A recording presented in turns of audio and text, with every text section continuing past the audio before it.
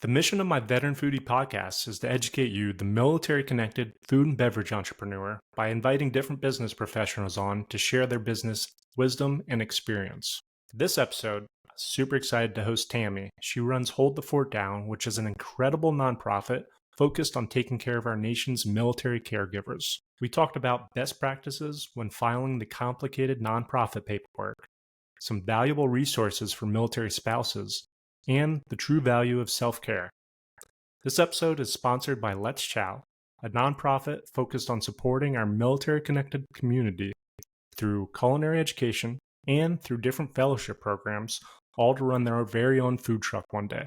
So Tammy, you make up a unique population within the military community that I'll admit I'm not that familiar with, and I'm even that much more excited to dive into, and that's the military caregiver. So maybe we could start if you want to just explain what a military caregiver is, what goes into it, and we'll go from Sure. there.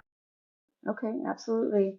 Being a military caregiver is not always the easiest. Caregivers come home with incredible illnesses, PTSD, TBI.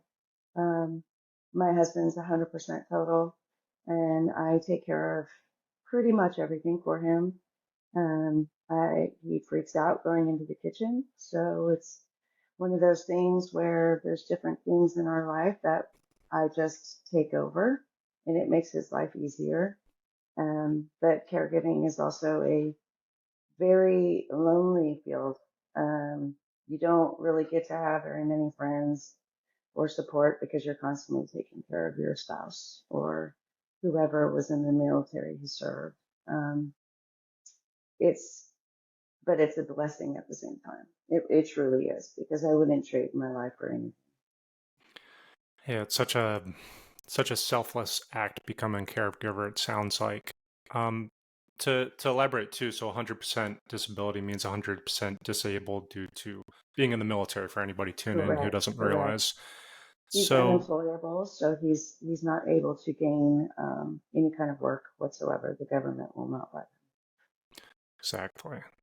So, him. what's the process like to apply for becoming a caregiver on the veteran affairs kind of thing? On the veteran affairs, it's very difficult and challenging. Right now, they have 5.5 million caregivers that are registered with the VA program. Those 5.5 million are not all paid. I'm considered a caregiver. However, I'm not paid for my services with my husband. So I'm not able to work, nor am I able to do anything. So it just makes it very difficult for any kind of caregiver to fill out the process. They'll go through several interviews with their spouse. And at the end of the day, they'll most of the time deny you. And then you have to file an appeal process. And that goes through another whole stage, which I'm in currently right now. So, what does it mean to be a caregiver and not be paid through the eyes of the VA? Do any benefits come along with that or any kind of support? They do have a support system where caregivers can, write their goals down and hear from other caregivers, but it's mostly the staff from the VA that commutes with you or communicate with you. So it's not like you're getting a lot of caregiver support. Um, and that's where I want to fit in. There's so many caregivers out there that just aren't able to have a normal life because they're focused on their spouse. And it's a lonely world. And sometimes it would just be nice to just have a simple conversation, you know? So, Yeah, it doesn't sound like too much to ask for at all. And with, I was looking up a little bit before I hopped on here, there's over 18 million veterans. It's about 6% of the adult population. Out of that, I'm yes. curious how many people apply to become a caregiver and get denied whatsoever. Any idea about maybe talking to other people? Do many people get denied completely? Oh, yes. I'm on several different Facebook apps for caregivers. That's where I get my communication, Hmm. actually, is just social media. And I'd say I can't give you a set percentage or anything like that, Hmm. but I'd say almost three-quarters of them do not qualify. The system through the VA is not one that's easily accessible for pay. Huh. Yeah, that's sad to hear. That's tough. At least Mhm. there's some Facebook activity, which is nice. I know you were talking about that a little bit. What are some of those Facebook groups for anybody listening in that need to join? They have them, disabled spouses, just pull up disabled spouses, and there's several. Um, I can't remember any of them specifically, but I did go on one just for the heck of it to try and see, how many people in this group in a 24-hour period with one post would be interested in what I had to offer. And I had over 50 people say, hey, I really do like what you're doing, and what your plans are for your nonprofit. And we really want to be a part of it. Please sign us up. So I'm super excited that people are really wanting to see what I'm doing and wanting to be a part of it, because our goal with Hold the Fort Down is to create a fellowship. So these caregivers have people that they can stay in contact with and have their own little kind of tribe throughout all of this. Yeah, that makes a lot of sense and seems like it's sorely needed. So why don't you tell me a little bit more about Hold the Fort Down? What's you know, Okay. what was it stemmed out of? What's the mission behind it? Where are you at with the process? Well, I started last July with a program called Dog Tag Bakery. It's based out of Washington, D.C. It's a living business school inside of a bakery. It was online, and we had two schools to choose from. We had Georgetown or Loyola in Chicago. I was with the Loyola program for my business school. Um, I created my entire nonprofit during that time, got all the paperwork done with the government, and I'm officially now a 501c3 nonprofit. Our goals are, we partnered with Jordan from Let's Chow. Eventually, we're going to have a truck. We're also going to be doing some catering, get some events, get our name out there with Hold the Fort Down. And we're going to go for a lighter menu, one that's for self wellness, self health. It's our entire program is based on wellness for the caregiver in all facets. So we're going to start with entertaining with food trucks, weddings, and catering. Sorry about that. Oh, Uh, great. and then we plan on getting property. We're going to be putting 8 container homes out there, little tiny houses for 8 caregivers at a time. And they're going to be in a big circle so they can be near each other, get to know each other. We've got activities. We've got bikes that have been donated to us from Pedal It Forward here in Northwest Arkansas. We're going to have mountain biking. We have a company that's going to be helping us with rafting, kayaking.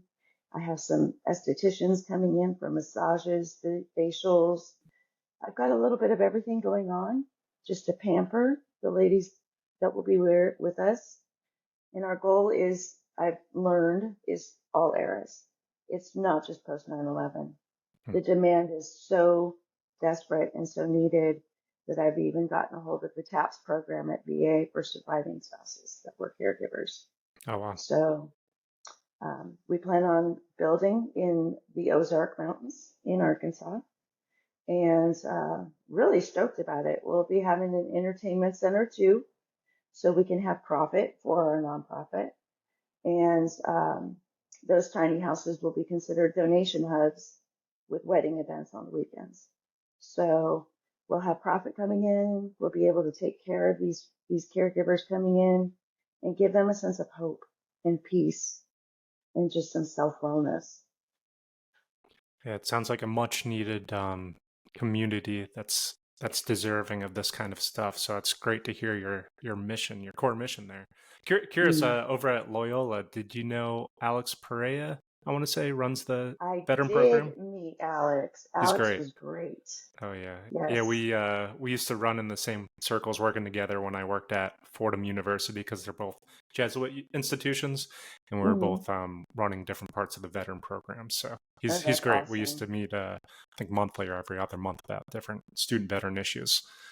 He's a good guy. And dog tag is also a Jesuit That's right. school. So it was really interesting because I had never even heard of that before. So it was really, really fun. It's a time of my life that I will never forget.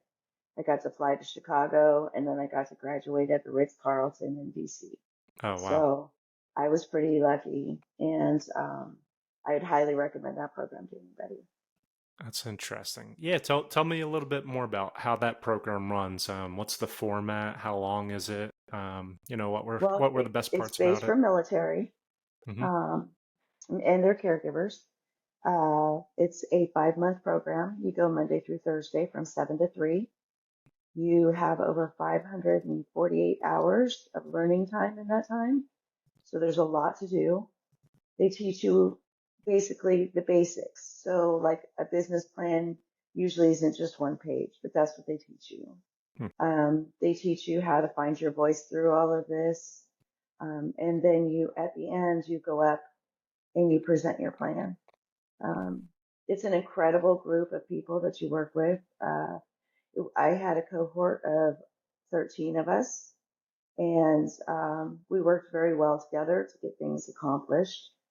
And we still talk to each other and support each other throughout all of our different ventures. So it's pretty exciting to have that backup, and that's another reason I felt the importance for the caregivers to have something like that too. Yeah, that's great. It seems like the common thread when I speak to a lot in the military community trying to grow a business is a lot of these programs are well crafted. There's pros and uh, better pros to each than others, but the most important part is meeting different members of the community and Correct. sharing resources with one another, which I completely agree with. I've done a few incubator programs myself, and it seems that everybody agrees that meeting one another, just that shared mindset really helps no matter what industry you're in. So that's Hmm. interesting. Were there And many other nonprofits within your group? Just out of curiosity. not really. There were not very many. I'm not too sure on the DC side Hmm. if they had any nonprofits. Um, and a lot of people were like, "Well, good luck with that." And I didn't realize how they meant that, but there's a lot of hard work that goes into a nonprofit. And Hmm. when they said that, now I'm realizing, oh, that's how you meant it. Okay. So, but I wouldn't trade it for nothing. When I started this program, I basically had a little conversation with God and I said, if this isn't of you, shut it down. Hmm. And the doors just keep opening. And, I can't walk away from it. If God's not shutting it down, I'm not walking away. So I'm doing this and I'm going to make a difference. I'm very determined. That's a great mindset to have when starting up a business 100%. So, could you explain what a nonprofit is? What is a nonprofit? What goes into running one? What's the difference between a nonprofit and a regular business? Sure, a nonprofit is tax free. So any kind of donations that I receive is tax deductible. A nonprofit, I'm learning along the way. Um, you're able to talk to other people to support you, and you get a lot more support than you would do in a regular business. People actually want to know your cause and they want to know how they can help. And I have several different people that are saying, well, once you get a little bit more established on there, I want to help. Just let me know how. Um, and I've been very fortunate because on our website, I've been pretty blessed with donations and just help along the way, even if it's just a friend talking to me for a little bit or another caregiver wanting to reach out just to see exactly what I'm doing. Um, it's been very fun, honestly. It's a little bit of a stressor, but along the way, there's just so many blessings and I've got companies wanting to donate stuff for raffles. Um, and I live by Walmart World, so every vendor is out here. So I can hit them all up. It's going to be fun. That's perfect. That sounds Hmm. great. So, one common thing I hear a lot and I think you might agree, we were talking about a little bit earlier, is all the paperwork to become a nonprofit. Could you touch on that a little bit? What goes into some of that? Well, first you have to file for your name. You have to be established with the state. Then you file additional paperwork with uh, the state as well, such as your, oh goodness, what is it called? Um, it's basically the state acknowledging your nonprofit as a nonprofit. Hmm. And then with the IRS, you have to have a tax number. You have to file your name with the IRS. And then you go on to SBA for Small Business Association. And then you got sam.gov for grants, grants.gov. All of that stuff is how you obtain money unless you're seeding for yourself. And I don't know anybody who's got an extra $1 million around for a piece of property right now. So it's just it's just doing a lot of different options, getting fundraisers out there. Um, and I'm partnering with another nonprofit in this area. We're going to be over at Razorback Stadium Cool. auctioning off or raffling off a Harley Davidson. So pretty excited about that. There's just so many different facets and so many different ways that we're going. Um, I have to write them down just to keep up. So, That's a good thing. That sounds like a good hmm problem. It's good to hear. yes, for sure. Absolutely. That's good. What do you think was the most challenging part about the whole process to become a nonprofit? I think the biggest challenge that I have right now is just getting the right grants for the lands that I need, because that's how we're going to start it. I would like to start just day events in our local area for caregivers and finding the local caregivers first. But I'm finding so many, I even have people reaching out from Alaska. Wow. So yeah, so it's, it's a good problem to have. Um, but I definitely need to find more local caregivers in the area first and start just branching our way out. Interesting.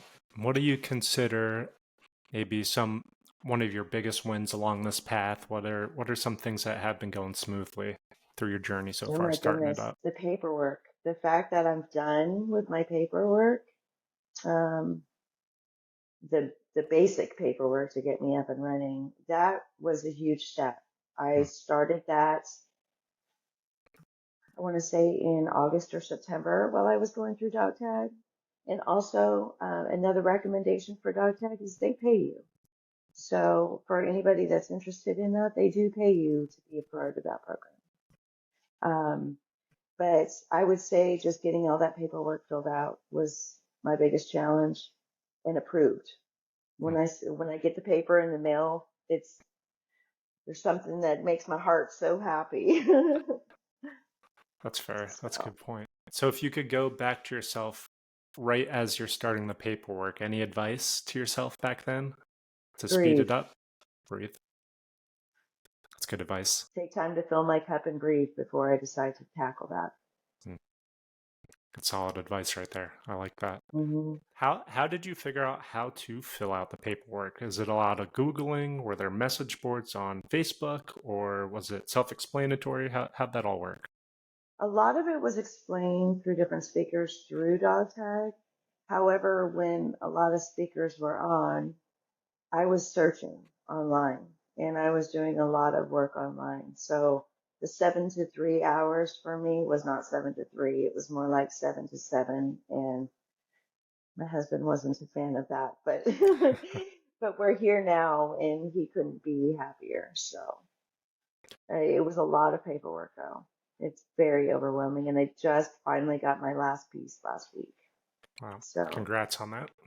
thank you. That's great. So, if you're thinking, I like to do this thought process for myself and talk to other entrepreneurs about it. If you're thinking you're dreaming big, you have unlimited financial resources, what does your business look like in a few years or 10 years down the road, we'll call it? Okay, we could definitely do that. We will have we're looking for an old farm, but if not, we'll have a brand new farm, or not farm, barn. Sorry Hmm. about that. We'll have a barn for wedding events and other business events. We'll have a container there for all of our catering in our bar.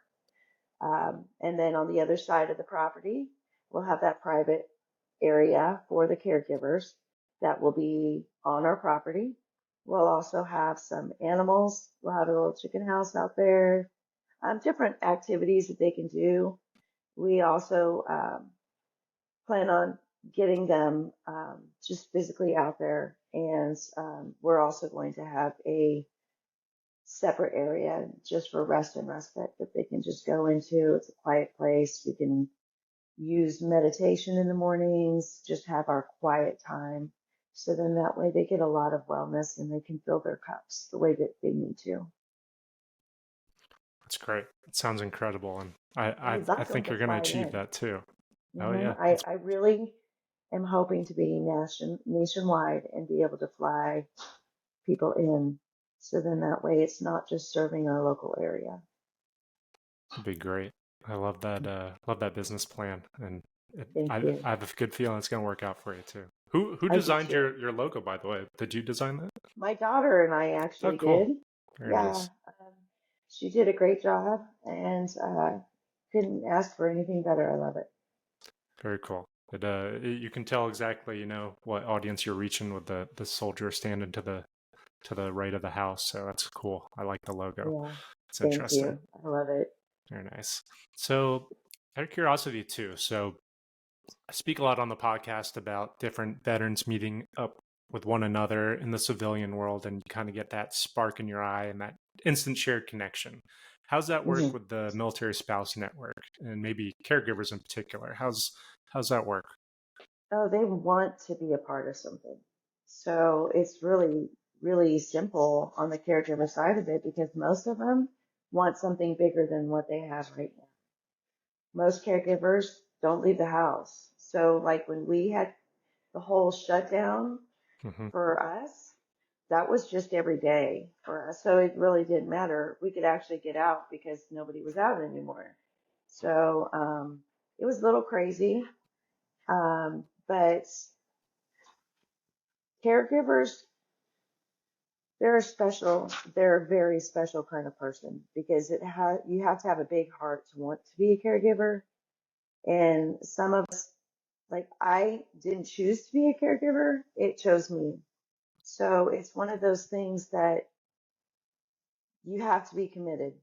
You have to really, really want to make sure that you're in the benefit for your spouse or whoever you're caregiving for because they're important and they've gone through enough and they need someone to help them.